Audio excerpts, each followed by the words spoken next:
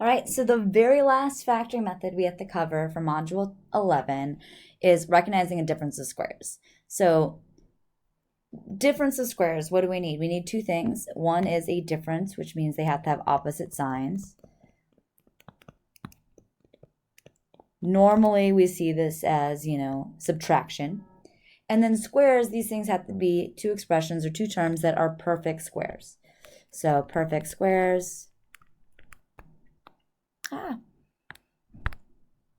Perfect squares. Some examples of things that are perfect squares. 25 is a perfect square because it is 5 squared. T squared is a perfect square. It is t squared. Writing that again seems repetitive. But there are a lot of other things that are also perfect squares that aren't as obvious. Like 4x squared is a perfect square because it is 2x squared, right? That quantity squared.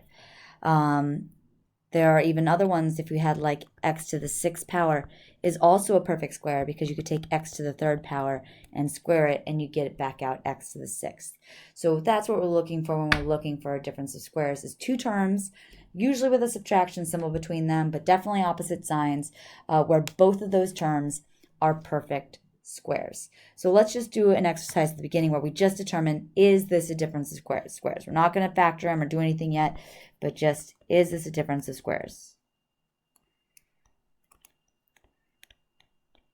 So this is a yes or no.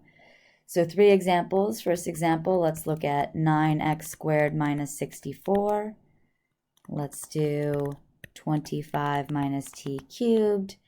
And let's do negative 4x to the 10th plus 36. All right, so the first one. Question is, can we rewrite this as two things squared with a difference between them? And the answer is yes. This is 3x squared minus 8 squared. So we got our difference. There's subtraction going on between them. They are both perfect squares. So this is a difference of squares. The second one is not. The subtraction symbol's there. 25 is a perfect square, but t cubed is not. There's nothing I can do here. This is sad. This is not a difference of squares. The last one, written a little bit funny, it is in descending order, but this one might be easier to see if we change the order here. If we just flip them around, right? It's a negative 4x to the 10th power plus the 36. So no reason we can't write it in that direction. And then again, 36 is 6 squared, and we have the 2x to the 5th squared, right? If you took 2x to the 5th and multiplied it with 2x to the 5th, we would multiply those coefficients, add the exponents on the x's, and get back out 4x to the 10th. So this is also a difference of squares. It could have been hard to spot at the beginning because that negative sign was on the first term. So if you flip the terms around, you're fine. So now let's see how we factor these. Factoring a difference of squares is all about this nice rule. It's very infrequent that we get rules, but here's our rule. A squared minus b squared, if we have this difference of squares, it will automatically factor to a plus b, a minus b. All right, those two terms, things that we squared, added together and subtracted, multiplied together. So if we actually look at what happens here, if you were to FOIL this out or distribute it out, we get an x squared, we get a negative b squared, and what happens in the middle? That's the important part. We do the outers, we get a negative ab, and if we do the inners, we get a positive ab. So they cancel. That's the important thing. That's what we use here. In fact, we have a term that we use in math for these binomials here. We will call these conjugates of one another. And we use this later on in math to do all sorts of interesting things like rationalizing denominators when we have either complex numbers or things with square roots in them. So these conjugates are very useful because we know this whenever our terms in the front and the back of these binomials are the same, but our signs in the middle are opposites, that the inners and the outers are going to cancel. So we kind of have this sweet shortcut that we get to use to our advantage. So let's look at those two differences of squares that we had up at the last one. In fact, actually, let's start with something easier and then we'll do one of those. So if we have something like x squared minus 4, well, we can think of this as what squared and what squared, right? Is this a difference of squares? X squared is already x squared, and 4 is 2 squared, right? So we now know what our a and b would be in this particular thing. And this a would be x, and b would be 2, right?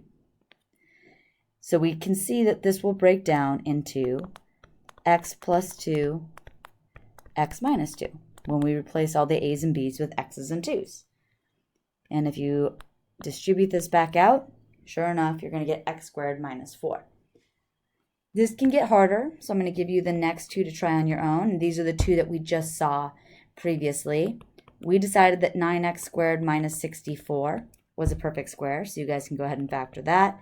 And we also decided, I'll go ahead and rewrite this in the opposite reversed order, 36 minus 4x to the 10th was a perfect square. So I want you guys to go ahead, factor those, pause the video, and then come back and check. So if you pause the video, you could have even gone back and looked at the last one. We said this was 3x squared, this was 8 squared, this was 6 squared, and 2x to the 5th squared. So we know exactly what's being squared for both these questions. And we know that this difference of squares, the rule tells us, take the thing that was being squared, add them together, and then subtract them, right? Sum and the difference. Same thing here.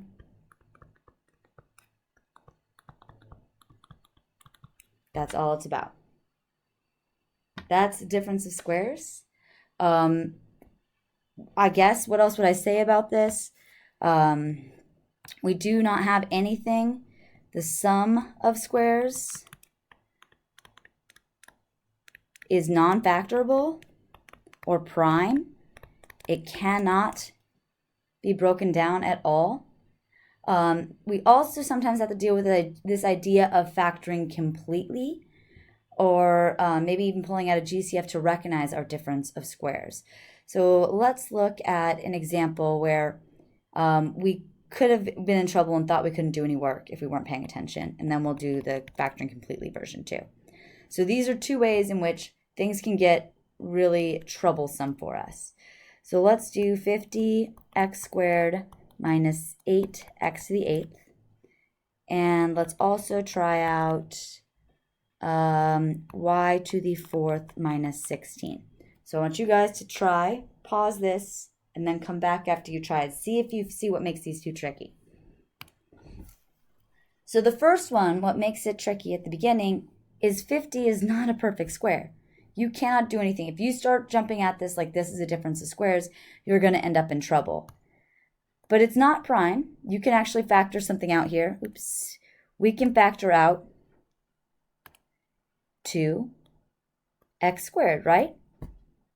That's our GCF. And this is actually the first thing we should do in every factoring question is say, is there a GCF we can pull out?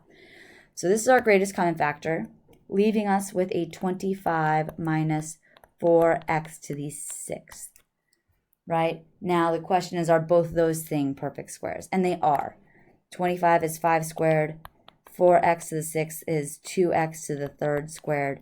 So this is our difference of squares. We just couldn't spot it until the GCF was gone. So if we go ahead and factor this, that back half is going to become 5 plus 2x cubed and 5 minus 2x cubed. And we need to put back that GCF we pulled out as well, 2x squared. That's our final answer to that one. And again, these are much harder than things I'm going to do to you on the test. But I just sort of want to show us how this can get trickier. The next one, also tricky, though it doesn't seem as hard, right? It's immediately a difference of squares. There's no GCF to pull out.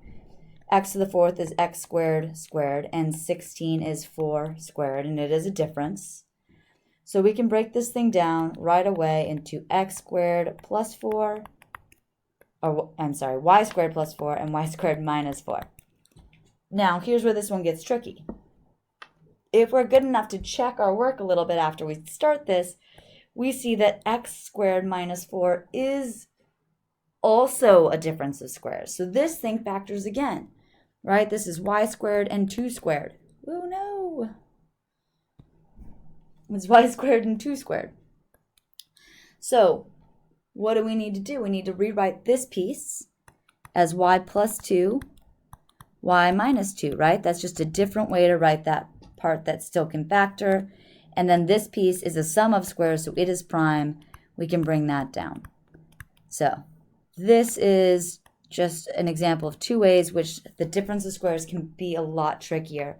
Though mostly on the test, what I want you guys to be able to do is deal with questions that are like x squared minus 9, or maybe a 81 y squared minus 9, or maybe an 81 t squared minus 64, something like that. More than these two crazy ones, but I did want to put them out there so you could see how difficult these could get.